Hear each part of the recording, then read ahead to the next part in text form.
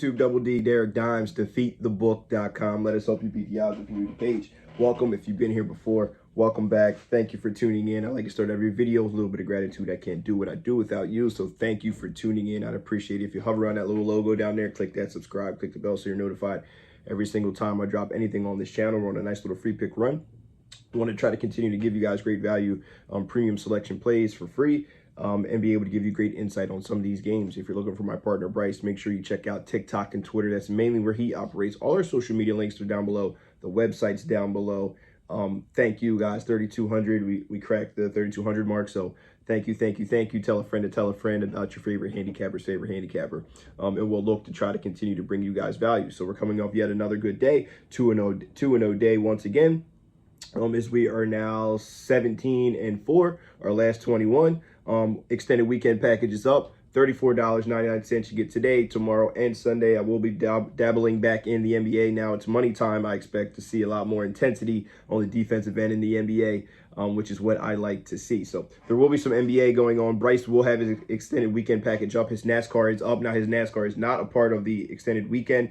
I repeat, it is not a part of the extended weekend, but Bryce is still doing big things in all other sports as well, as I think that he's once again giving out his golf for free. So make sure you check out what Bryce has to offer here, okay? So yesterday we had the under in the Rutgers and the Michigan game. It flies under once again. That was honestly one of the worst games I think I've seen Rutgers play. Very sloppy ball handling, missing easy layups, horrendous from the free throw line. I think they missed like 10 free throws, but they didn't shoot that many, so it was abysmal, but all in our favor. So it was nice, easy win for you once again. Hopefully we can get you another one here today, and we're going to talk about a marquee matchup that I'm sure all you guys want to hear about. All of you guys have insight on.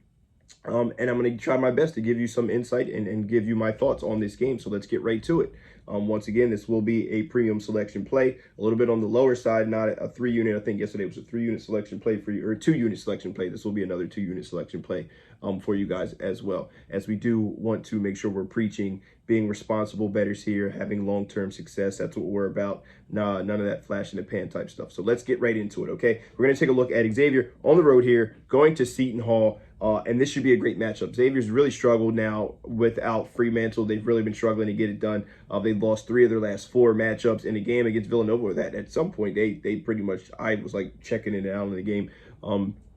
They had in hand, I thought, for quite some time. They had a nice little league, and Villanova stormed back late in that game. But they've lost 3 of the last 4. They've lost on the road to Butler. They've lost on the road to Marquette, both in close affairs, 2-point games, 1-point game.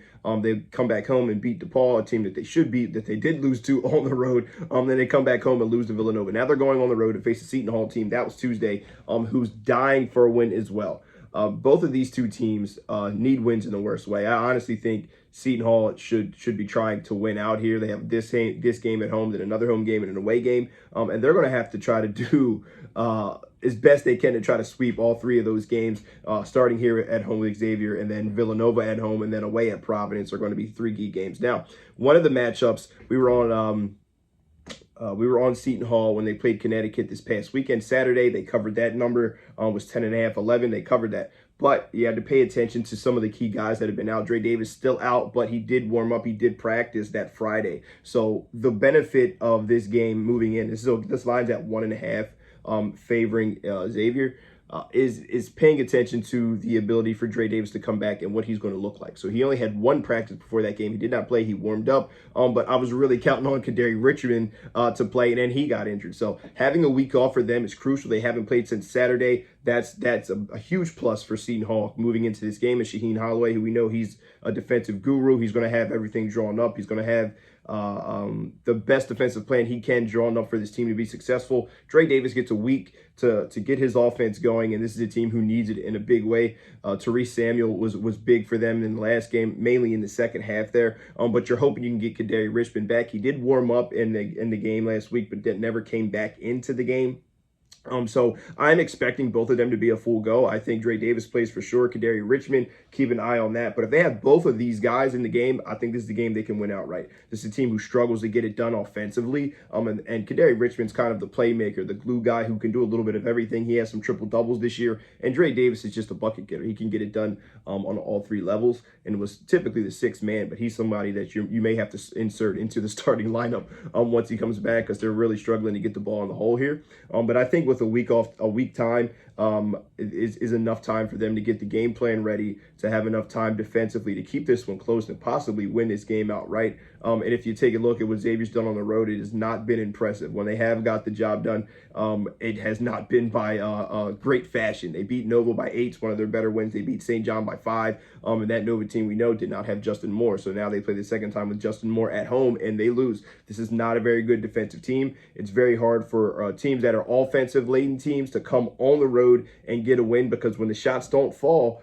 it's hard to get stops, and it's hard to break momentum from teams when you're on the road here and the ball's just not going in the hole, because they don't do a lot of things great defensively. They're a good rebounding team. They're a good offensive team, but defensively, there are not a ton of bright spots. All right, so I'm going to go with Seton Hall. I'm going to take the 1.5 point here at home. I am expecting Kadary Richmond to play. I am expecting Dre Davis to play, so pay attention to those injury reports. But for now, we're going with Seton Hall plus the 1.5 for the official free pick of the day, guys. Hop on a weekend pass, extended weekend, Friday, Saturday, Sunday, all sports, not including NASCAR. We're on a great run here. We look to try to continue to do that for you guys as we are rolling into March Madness. But for now, it's Derek, Dimes, defeatthebook.com. Let us help you beat the odds, guys. Best of luck if you decide to tail. But either way, hope you guys have a great Friday. Good luck.